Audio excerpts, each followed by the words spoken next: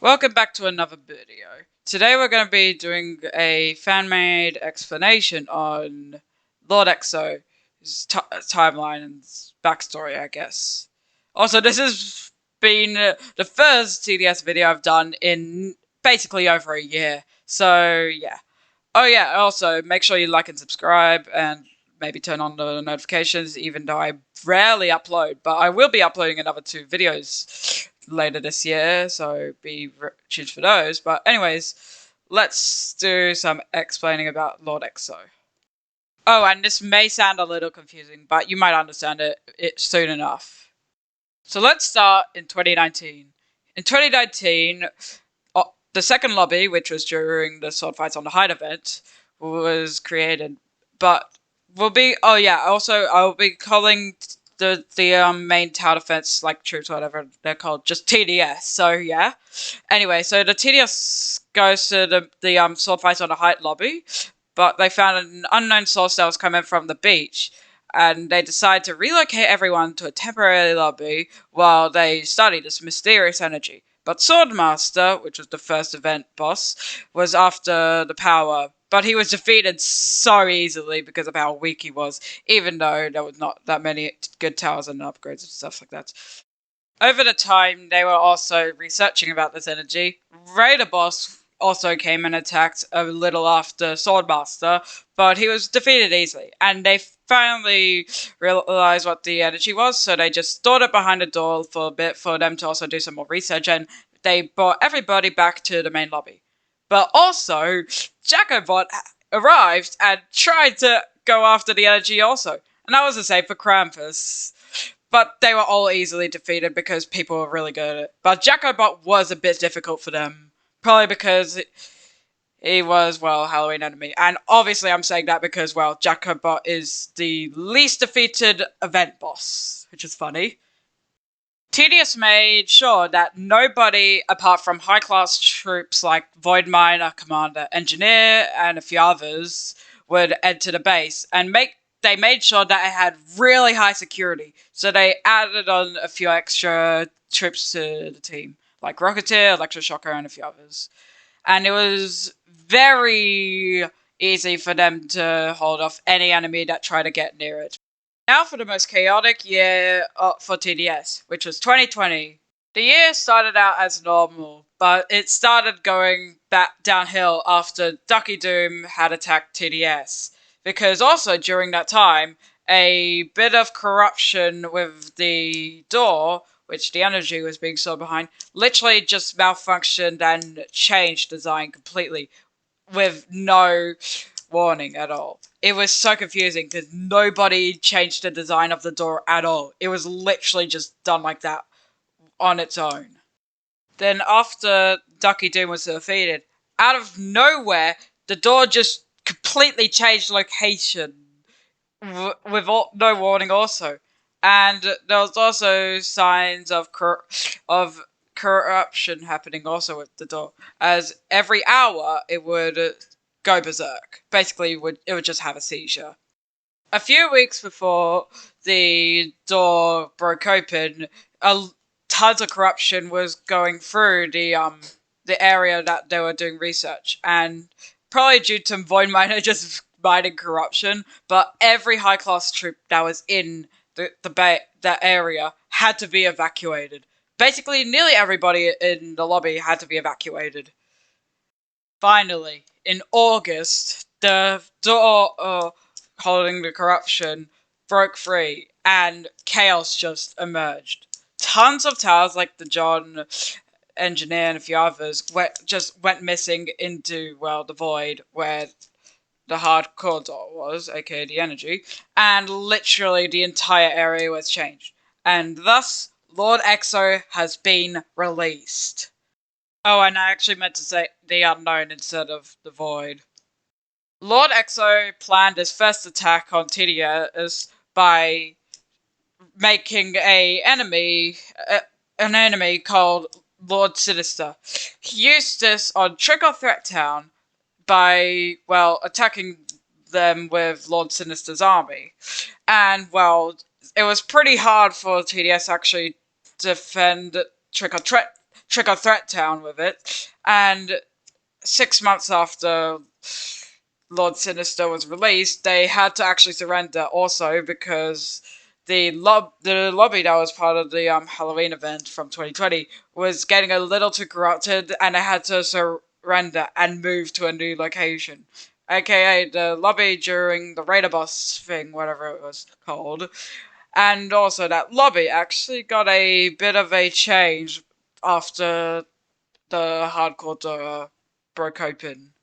Probably because everything got changed completely during that event.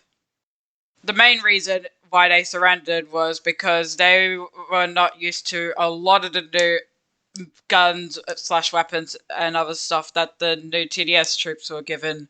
Because, well, a lot of towers, including Outlaw, John, and a few others, were completely changed to Ranger, Militant, and a few others.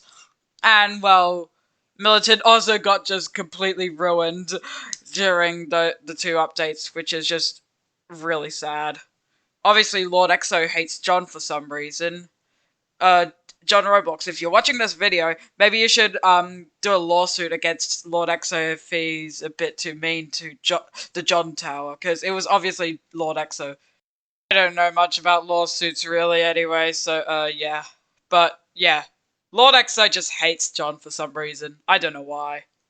Anyways, after the first attack that happened from Lord Exo around 2020, in 2021, another attack but that happened, but it was not from Lord Exo. It was happening when Outpost 32, which was doing research on the Frost Dimension, probably to figure out why this happened. The portal malfunctioned, and well, yeah, you know what happened because of the Frost Invasion event, where Frost Spirit just, well, attacked Outpost 32. But it was easy to lead defeated, which was pretty funny.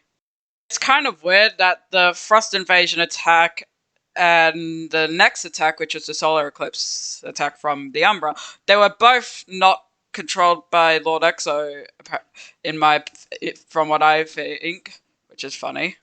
Anyways, after Frost Spirit was defeated and teleported back to the Frost dimension, the Umbra attacked a few months later, and this was a very weak attack from the Umbra, even though not that many people defeated it. It was a bit difficult, but they did manage to do it in just like under a month or two, and the Umbra literally had to surrender after that. It was so funny. Now, this is where it gets a little confusing, as Paradoxum Games on Twitter has been releasing a lot of like little sneak peeks this month related to like the event that will be happening later this month. And literally it could mean like so many different ways that the next sections of this video could go. It will be very confusing, but I'll be doing the one that I think will be more understandable and more easier to explain about. So after the Umbra was defeated in 2022, Lord Exo was pretty disappointed with that, and well, Lord Exo decided to do 5 experimental attacks on TDS to see how far they could be pushed. These attacks included the Duck Hunt event, the 3 special modes, which was Polluted Wastelands 2, Badlands 2, and Pizza Party, and also the event during Christmas, which was probably TDS's like most hated event for some reason. I don't know why. It was fine with me, but yeah, the Violet Night event also, basically. And basically in the Violet Night event and the Duck Hunt event, Lord Exo just brainwashed all of the elves and ducks, and for the elves they just got turned against Santa because of Lord Exo, and well, for the pizza party attack, well, it was a normal little pizzeria for TDS, and it just got corrupted just during one night when the warden was just on a night shift, and well, you know what happened next. It just went chaotic, and I know that this was this changed during an overnight thing, because if you checked in the TDS Halloween 2022 trailer video, you could actually see that Voxer Fox was actually in the beginning when it was all normal, which means he was friendly before he got corrupted. And that's basically the same for all the other enemies that you would see at the beginning of that trailer or whatever. Anyways, it's time for the most recent year, which was 2023. For most of 2023, it was actually pretty chill for TDS because Lord Exo did not plan any attacks as he saw how much power TDS had. So he started preparing for his major attack, and that was the same for TDS itself. Which, for TDS, they were upgrading a lot of enemies. I mean, upgrading a lot of towers, stupid me, and a few other things, and giving some towers new designs, with Ranger and Minigunner being in progress for upgrades and stuff like that. Now, a few things also did happen during this year. The Cold Front crew, which it was around Outpost 32, which they would be going into the Frost dimension to find the thing they were looking for back in 2021 to see what was going on. They finally found what they were looking for, and they gave this to TDS's most skilled pirate crew. And also a vigilante group was created to attack any enemies that try to stop them from advancing on with TDS's main plan to stop Lord Exo once and for all.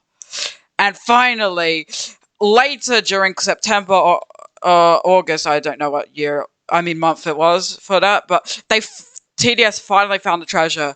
There was two skeletons also after the treasure, but to be honest, they're skeletons from the Necromancer. They were so weak anyway. So the skeletons were defeated so easily, and, well, they got the treasure, and now they can prepare for Lord Exo's attack.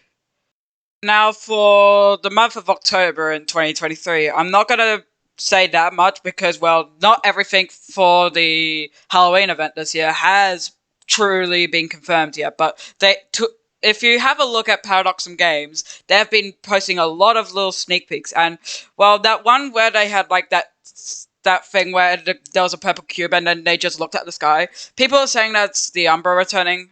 I don't think that, because that looks like a black hole more than the Umbra from a solar eclipse, because, well, you could see that at the edges, there's like a little bit of light or so that stretches out a little. That's what black holes do. Solar eclipses, I don't think they do that, so yeah. But to be fair, I have never seen a solar eclipse in my life, as I am Australian, and the most recent solar eclipse in Australia was all the way in Exmouth, and I did not have a chance to go see it. I only just saw it on YouTube, and that was funny. But yeah, solar eclipses do look cool, I guess.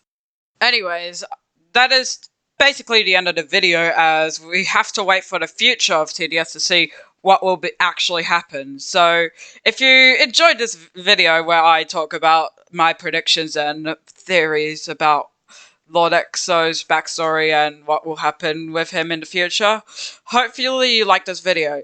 And if you want to see more videos like this, I will be posting another 2 videos this year, but they're not going to be TDS related, but still, I'm going to be doing another 2 videos.